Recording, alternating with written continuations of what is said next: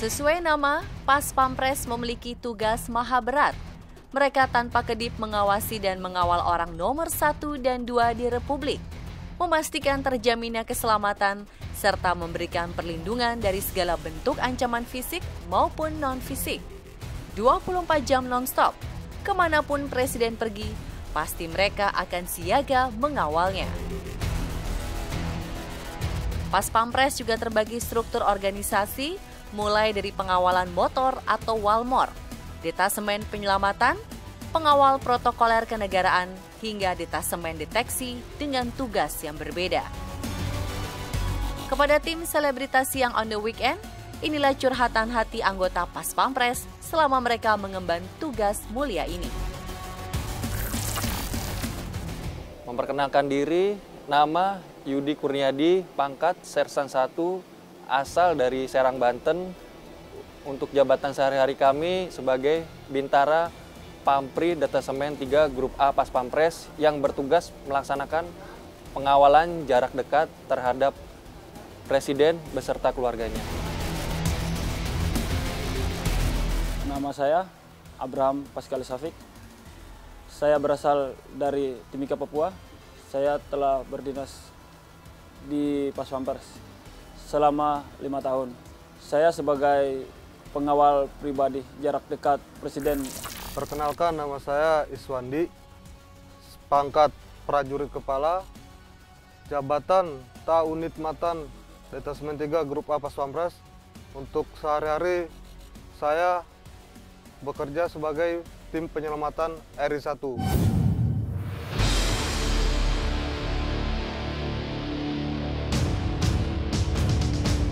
Kalau untuk suka ya, saya harap untuk suka itu banyak. Salah satu contohnya, saya sangat bangga bisa mengawal dalam artian untuk menyelamatkan orang nomor 1 di negeri kita ini. Salah satunya saya bisa ke daerah-daerah lain, bisa mengenal budaya daerah lain, ataupun mungkin bisa berinteraksi dengan suku-suku ataupun budaya yang lain. Sukanya kita lebih ke merasa punya kepercayaan diri, di mana kita punya kebanggaan serta merasa punya kehormatan karena sudah ditunjuk langsung sebagai pengawal pribadinya Bapak Presiden, di mana kita sebelum masuk ke Pampri melalui berbagai tahapan seleksi yang cukup panjang dan ketat, mulai dari kita rekrutmen dari daerah. Setelah masuk Pas Pampres, kita melaksanakan seleksi lagi untuk masuk sebagai Pampri. Di situ kami merasa kita melalui beberapa perjuangan yang cukup banyak, dan kami merasa bangga. Yang bantu saya sih mungkin dari Papua, udah ya mungkin jauh lah orang tahu orang Papua, mungkin jauh. Saya bisa bergabung di Pas Pampres juga ya, sangat bangga dan senang bisa bergabung sebagai pengawalnya Presiden. Suatu kebanggaan buat saya, mungkin buat keluarga juga di Papua.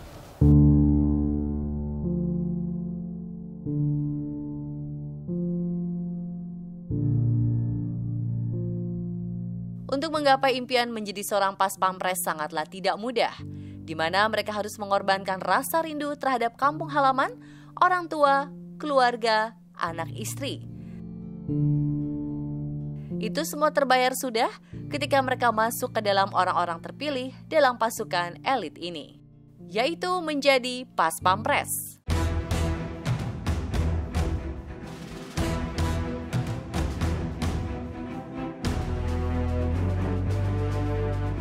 Kadang setahun sekali, kadang-kadang 2 tahun sekali, karena sekarang masih pandemi, mungkin kita saat ini belum bisa untuk bertemu keluarga. Kalau kerinduan saya sendiri mungkin ya berkumpul sama keluarga, ya bisa bareng-bareng lah, seperti dulu kala yang biasanya kita dengan keluarga begitu, makan bareng, ya, liburan bareng, begitu bisa terjadi juga. Untuk keluarga sangat mendukung sekali, Mbak, karena dari awal pun saya masuk sebagai prajurit sudah tahu akan resikonya yang akan saya emban. Untuk ketakutan sendiri pasti ada ya Mbak. Cuma rasa ketakutan ini kami sikapi dengan baik. Kita tahu tugas pengawalan VVIP merupakan tugas kehormatan, di mana kami di sini sudah merelakan jiwa raga kami. Menjadi perisai orang nomor 1 di Indonesia membuat pria yang dijuluki Putra Bone ini harus berjuang keras agar dapat menahan rasa rindu kepada keluarga.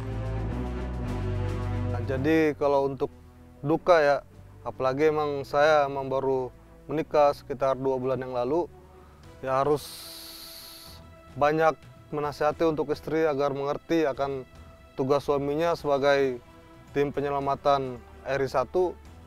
Jadi saya doktrin terus gimana caranya biar mengerti akan tugas saya. Dan waktu untuk keluarga di rumah itu emang sangat sedikit sekali. Karena mau gimana lagi, ini sudah menjadi tugas dan tanggung jawab saya. Dan saya tetap semangat menjalaninya. Kalau melepas kangen paling ya lewat telepon atau mungkin video call. Seperti itu. Presiden Joko Widodo seringkali bertindak spontan saat sedang melakukan kunjungan. Tentu saja hal ini membuat Pas Pampres pastinya kewalahan. Untuk itu mereka harus sigap dan siap dalam kondisi apapun untuk selalu melindungi dan menjaga keselamatan orang nomor 1 tersebut.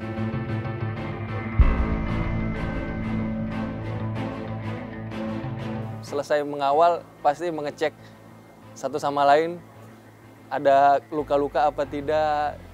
Waktu menghadapi masa tadi pasti selalu ditemukan ada bekas cakaran, bekas gigitan, tapi itu udah hal biasa bagi kami Mbak. Terus untuk kejadian lucunya Mbak, ada teman kami yang diminta foto oleh ibu-ibu. Kami pikir yang awalnya minta foto dengan Bapak, ternyata ibu-ibu tertarik foto dengan kami.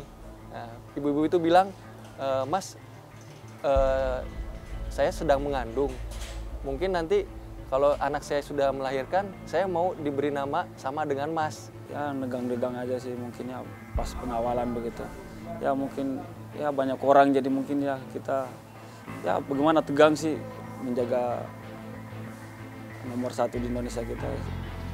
Kalau saya sendiri baru pertama ketemu aja udah deg-degan ke kanan apa yang harus saya omongin ke orang nomor 1 di Indonesia yang nanyain kita gitu. Saya rasa pun sebagai pengawal aja deg-degan gitu. Rasanya gimana gitu. Kalau kejadian tak terlupakan di waktu bulan puasa 2 tahun yang lalu Mbak ya. Waktu itu lagi perjalanan menuju ke tempat acara, tapi waktu itu lagi azan buka puasa. Dan kagetnya ternyata Bapak juga berkenan untuk berhenti berbuka bersama di pinggir jalan, seperti itu sih.